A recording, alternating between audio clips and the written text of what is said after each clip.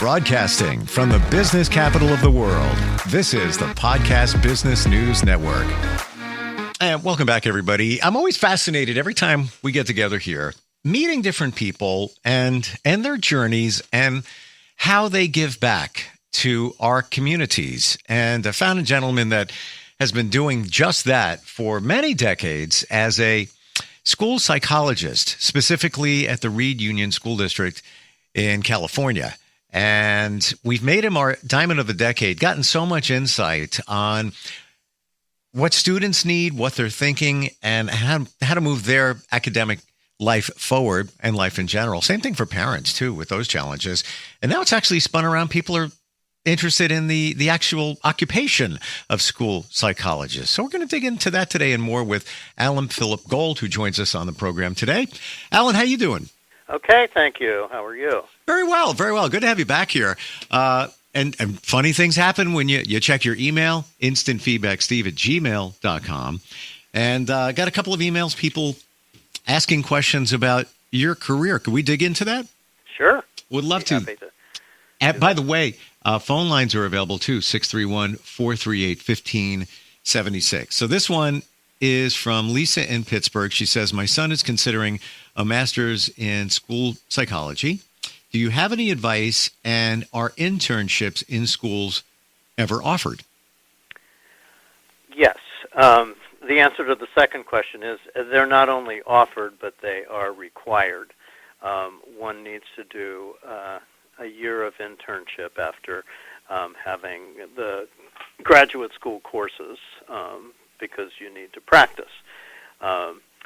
Well, I have lots of advice. There's a combination of intellectual capabilities, of personal traits, all of which contribute to success in this career. Okay, so let me go into that more deeply. Anybody interested in being a school psychologist, first of all, you have to want to be able to help. That's very critical. You have to care about other people. You have to have empathy. You have to be willing to listen and to really try to understand a whole variety of different situations and considerations for other people, not just kids, but adults as well.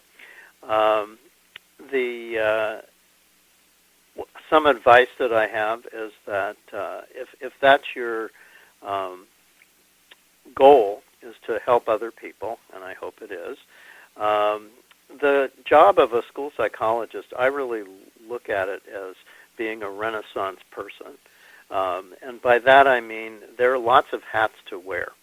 The primary role of a school psychologist has been in the past, and still is for some districts, assessing students for learning disabilities. Under the federal law, the IDEA Act, which was initiated in 1975, there are 13 different kinds of disabilities that need to be assessed. The most common one is a learning disability, but there are also emotional disabilities, something called other health impaired, which is usually attention deficit hyperactivity disorder, speech and language disorders, and then more rare ones like autism. That's another one that's more common these days. But then, like being deaf or blind or more physically handicapped. So the job of the school psychologist is to adhere to all of the legal requirements. For example, when a child is recommended for assessment, one has 60 days to perform the assessment and complete it and write a report and then meet again with the family. So the understanding, building the understanding of what causes learning disabilities, what causes emotional problems, what causes autism, ADHD, all of those are questions that the student really needs to discover and puzzle out. So it's important that when I mentioned earlier that a student needs to have the mental capacity to really do this, it's problem solving. For example, I was a math major before. At some point I'll talk about how I ended up being a school psychologist. It's an interesting story. But having that logical ability to take data and information, gather enough data, put it all together, try to solve the problem of why the student is having these issues. And it's also important to be intuitive. I mean, particularly and understand cultures. What do different cultures contribute to these issues? So it's really like putting a jigsaw puzzle together and trying to figure out, okay, why is this child having these difficulties? And then to understand what are reasonable interventions to try. So that part of school psychology is a real problem-solving task, and one can feel very helpful and also a team member. That's another real advantage, I would say, to being a school psychologist, because you're not just working by yourself. Your school staff is part of your team. Parents are part of your team. Administrators are part of your team. So that, people had asked me all along with my career, why don't you open a private practice? You can probably make more money. And my main reason was because I loved working with a team of people and sharing the responsibility. School psychologists are often looked at as the wise sages and expected to have all the right answers to everything. But that's another advice I would have for anybody who wants to be a school psychologist. I think this is super important, that one must take care of oneself psychologically, and that includes developing positive self-esteem, because it's so easy as a school psychologist, when everybody looks at you as the wise old sage, that you have to know everything, and you won't. You simply won't. I've had personal therapy for all of my adulthood, and felt very compelled not just to talk about personal issues, but I would spend some time in therapy talking about school issues. If I had a question about how to handle a particular situation, I would do that. And earlier on, I think it's very normal for a young school psychologist to feel like, oh, I can't do this. I'm not going to be able to figure this out. I'm not good enough. That's why a basically strong self-esteem is so important, because when you can't figure out something, that's when you use your team, you brainstorm with other people, and you acknowledge the fact that, some of these are very, very complicated situations, and I won't solve everything. So that's some advice. And you know what? Advice. I don't want to cut you off, but we have a call. So, okay. And I have actually some questions based on what you said. Let's go to this right now. Hi, can you hear us? Yes. Can you hear me? Yes, I got you. What's your first name? It's Cam. I was just listening in, and I go to college out here on the East Coast, and I was doing like general studies, like liberal arts, and I got inspired by my school counselor to look into psychology, and I was listening in. It's very true. A lot of people do look at you to solve all the problems. What courses were your favorite in this field? Okay, good question. So among the courses, there's certainly courses on how to test kids. And I went to the University of California at Berkeley, and one of the main areas was consultation. And that's not necessarily true for all graduate programs. I loved that because what I learned to do was how to consult with teachers and parents. And by consultation, they present an issue, you listen carefully, you ask questions, you brainstorm solutions together. So consultation, I think, was a very good skill. Then there's the whole area of research, because I was in a PhD program, so we had to learn how in statistics. So that's part of it, and actually that's very important because my own math background really helped there because when you analyze data, you have to understand numbers, so that's important too. So I like that. And then what we could have used some more courses on would be counseling. I had to do a lot. I didn't talk earlier this session about the other role for school psychologists. One, as I said, is assessing kids for disabilities. But the other, and not all school psychologists do it, but I loved it. I really loved being able to work with kids on their own personal issues, self-esteem, their social issues. I did a lot of that. Set up groups for kids for a variety of reasons. And then learning how to, I would certainly strongly suggest that any graduate program for school psychology includes counseling courses. So how do you talk to kids? How do you get them to share their information with you? How do you set up groups that can be supportive? So I think that's important. No, it is, and it's like you said, it's very fulfilling, especially working with kids, and that's what led me into this field. I mean, you just listening to you, you've been very insightful in that respect. I really appreciate what you're doing. Thank you very much. Thanks, Kim. Good. Appreciate you calling in. Yes. I want to go back, Allan, to something that you said before, and it was almost like you were reading my mind when you first started.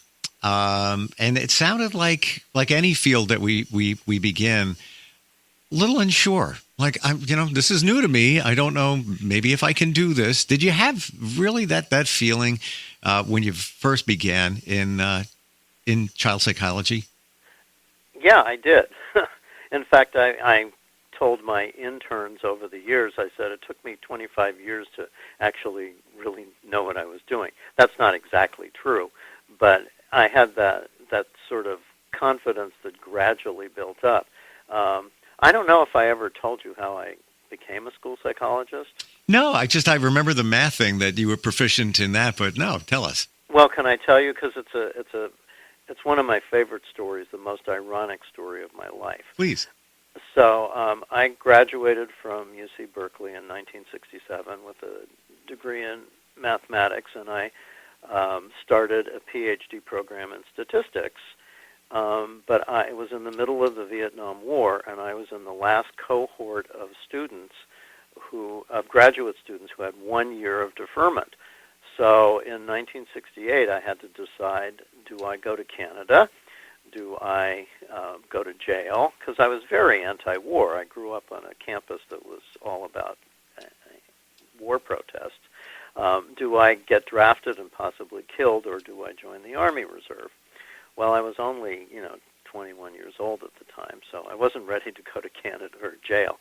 So the following year, on April Fool's Day of 1969, I joined a hospital unit in the Presidio in San Francisco. And because there was so many draftees, I didn't actually go to basic training until the following year. So after you finish your basic training, which I had at Fort, what was the name of it? Anyway, it was in Louisiana, Fort Polk, Louisiana. Then you have to choose an advanced training for 8 to 10 weeks or whatever. And my choices were nurse or psychology social work specialist. Well, who even heard of that in the Army? So I chose that, and I was trained at Brooke Army Hospital in San Antonio, and then came home, and because I had worked for Blue Shield Health Insurance when I was in college during the summers, I went to work there and was going to be an actuary, who are the people that figure out insurance premiums and so on. Anyway, when one is in the Army Reserve, every summer you have to go away for 2 weeks to summer camp. So in 1971, I was flying home from Fort Lewis, Washington State, and sitting next to a relatively new guy in my company, and we were talking, and it turns out he said he was in a counseling and school psychology program at Stanford. I'd never even heard of school psychology before, but I said to myself, well, that sounds interesting, because I'd always been interested in education. I was going to be a professor. Anyway, so that fall I took a course in clinical psychology at San Francisco State University, and I thought, well, I'm 25 now. I want to make sure that I get into a program. So the following year in 72, I'd never had a psych course as an undergraduate. So I went back to Berkeley as an undergraduate, took a year of psychology courses, but in the fall of that year, I had to apply to school psychology, and fortunately, I was a good test taker, so I got accepted and started the school psychology program in 1973, and it was the best decision I ever made. I mean, I loved it, but I didn't have a lot of, preparation. Certainly no preparation before that, other than the year of psych courses, which I really enjoyed.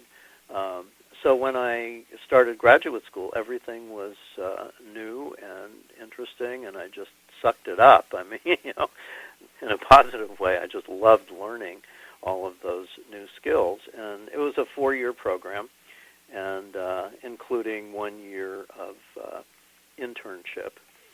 So that's how I became a school psychologist. Wow. But it's very ironic, and I love to talk to parents and kids about it, because often parents, particularly in a high socioeconomic area, oh, you're going to be a doctor, or you're going to be a lawyer, they kind of had their careers all set out for their kids. But you never know what, if I hadn't have sat next to that guy, on the way home on that plane trip, I might not have known about school psychology. So, just amazing that the path of life, the way it goes, and especially you being very much into math. It wasn't a waste. Let's put it that way. No, it absolutely wasn't a waste. In fact, for years I wrote in California, I guess other states too, they have academic achievement tests every year that are standardized tests, and I would write up all the results and everything, and I felt comfortable doing that. And another way I use my math is that I started math clubs 35 years ago for kids who were high achievers in math and needed some extra challenge. So I used my and that's another bit of advice, to go back to your first question. I think it's important that school psychologists, if they can, identify their own passions and find like 1 hour a week just to connect with as many kids as they can. Like, if you like to teach dancing, or if you like music, or if you like gardening or something, just to set up a club or some kind of activity that you can involve other kids in. Your whole job does not have to be with just all those kids who are, having problems. I worked with gifted kids for years, and I love that. So, yeah, I have lots and lots of suggestions and advice I could go into, but it's important to take care of oneself and finding one's own passions and being able to share that with other kids. And the effect of that is to be able to kind of destigmatize mental health. I used to take cameo appearances in school plays, and so kids could see that I like to do fun things, and it wasn't always about if I go see Dr. Gold, that means I'm crazy or something, So well, that seems like in our society now, things have changed in the last 5 or 10 years, where if you say to somebody, "Yeah, I'm going to go talk to my therapist later, I'll catch up with you," nobody looks at you funny. It's almost as if it's changed a lot in the last 50 years or so. When I was growing up, people never admitted that. Oh, my gosh. You say 2 words, mental health, 50, 40 years ago. People look at you kind of strange. Mm-hmm. Yeah. Yeah, it's wonderful how things have twisted around. And I want to go back. We have literally about 30 or so seconds left. Oh, okay, sure. I want to go back to no worries whatsoever. I want to go back to a word that you said before, intuition. Yes. And I find it very interesting that you use that word. I believe in it. I believe we all have it. I believe that you need to listen to your intuition, and many of us don't, and that's where things kind of go wrong. Figured that out the hard way. Did you find that when you really tapped into your intuition, when you had a student before you and you were assessing what their situation was, did you almost already feel like you were connected to them using your intuition? It's almost like you had a running start. Yeah, yes, I think that's true. And, one of the major challenges is really being able to connect to a student. And, when you have a little kid, who may be 7 or 8 or 9, they may not, some of them are verbal, some of them are not. But you have to really pay attention to nonverbal communication. That's why the way kids communicate these days is so defective, because they're not in front of each other. They don't see their eyes or their mouth expressions or so on. So, learning to pay attention to kids' responses to your questions or to your statements through their nonverbal expressions and so on, that really helps with the intuition. But, once you kind of get that feeling, I really get where this kid's coming from, that obviously helps so much, making that connection and then eventually helping them out. It's almost as if you go on a fact-finding mission when a student is before you, putting all the pieces together so that you can guide them in the right direction. That's exactly right, and that's the challenge of the job is finding the pieces, putting, like I said earlier, it's like a jigsaw puzzle, putting it all together so that it makes sense. But it's fun. It's challenging. It can be emotionally very. You can identify with them, and you can cry. Sure. You see what kids are going through, but it's very satisfying when you make those connections, and kids love to come to you and talk to you, and you see them improving. And it doesn't happen with everybody, but there's always the potential there. Isn't it amazing when you think back when you were in school? Those teachers and or psychologists. I remember talking to a psychologist when I was in elementary school. I want to say maybe 4th or 5th grade. And I don't remember the name, but I could tell you in the hallway what room it was and what we did and what they asked me to do to express my creativity and things like that. And even the teachers that made a mark in my life, I remember them all. So, Allan, I gotta believe that there are students, many of them, that remember you and how you helped them through some challenges. I think that's true. I know it's true. Yeah. I really do. Yeah, because kids have students that I have been in contact with for years later. And parents say, "Oh,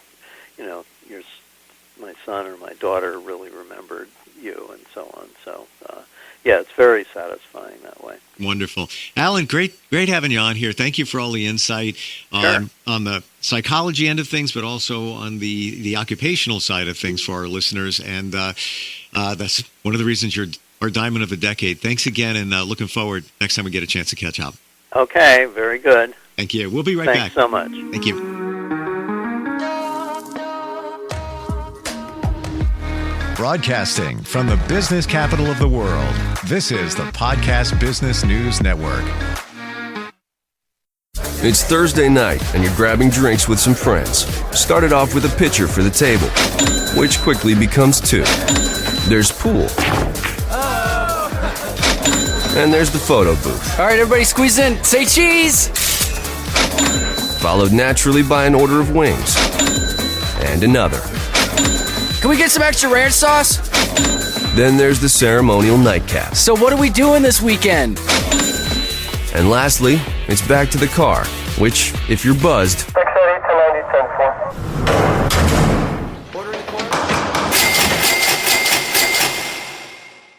could be the most expensive night of your life. Getting pulled over for buzz driving could cost you around $10,000 in fines, legal fees, and increased insurance rates. Nothing kills a buzz like getting pulled over for buzz driving, because buzz driving is drunk driving. Brought to you by the National Highway Traffic Safety Administration and the Ad Council.